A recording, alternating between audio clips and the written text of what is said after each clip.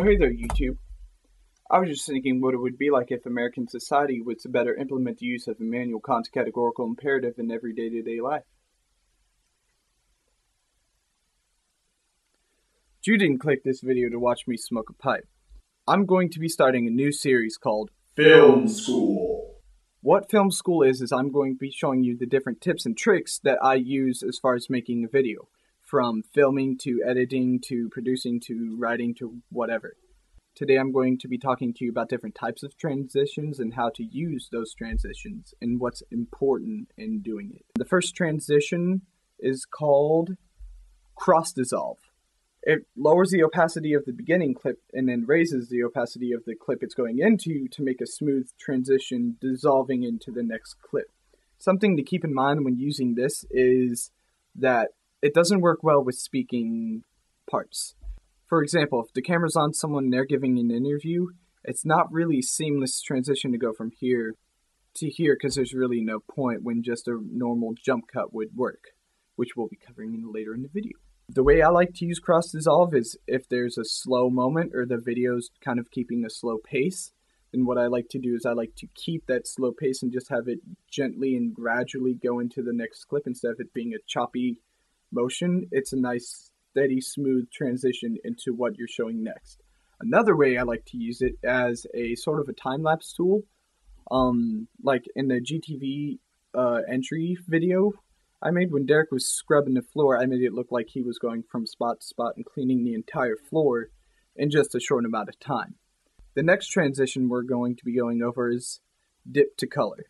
What dip to color is as the video, the opacity, like in cross dissolve, as the opacity goes out, a color will come in between the two videos, and then the opacity for the next video comes up, exposing this nice seamless transition. And the way you use it is you don't just pick a random color. You either want it to be a color, if you've color corrected your video, you want it to be one of the undertones of the color correction, so it's nice and seamless and it blends well, or you want it to be very bright. I almost forgot jump cut. Jump cut, what I saw online was moment of discontinuity in an edit. For example, I use jump cuts a majority of the time. They used to be looked down upon, but what a jump cut is say I'm talking to you like this, and then I'll be over here. Then I'll be over here, and this is where I finish the sentence. Then I might just lean to this side and keep talking to you like this. And what happens is the period of video, the piece of the timeline that's missing in between, has them moving in between, and all it is it jumps to each side. Something to keep in mind is you want to make sure that you want to use them tastefully. You don't want it to I've seen videos where someone will be talking to the camera and every other word is another cut. They move every word, and so it's very choppy, and it just makes it a hard video to watch. So what you want to keep in mind is I like to use them just as comedic value, video, or maybe not. Something else to keep in mind is actions and movements. If you're shooting an action scene and you have someone, they're crossing lanes of traffic, and you have it shot from all different angles, and say they start off over here. The first shot is of them running this way. What you want to do is you want to keep the actor or the object that's moving through all these different camera angles moving to the same direction, general direction of the screen.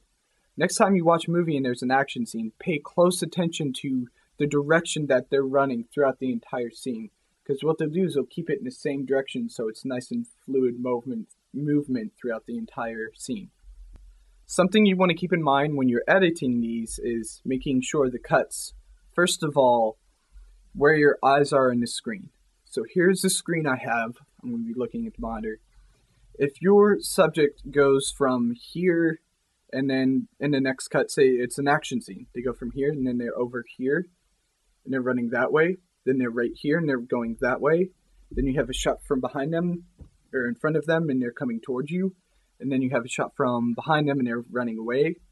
It's all scattered. Your eyes are constantly jumping all across the screen.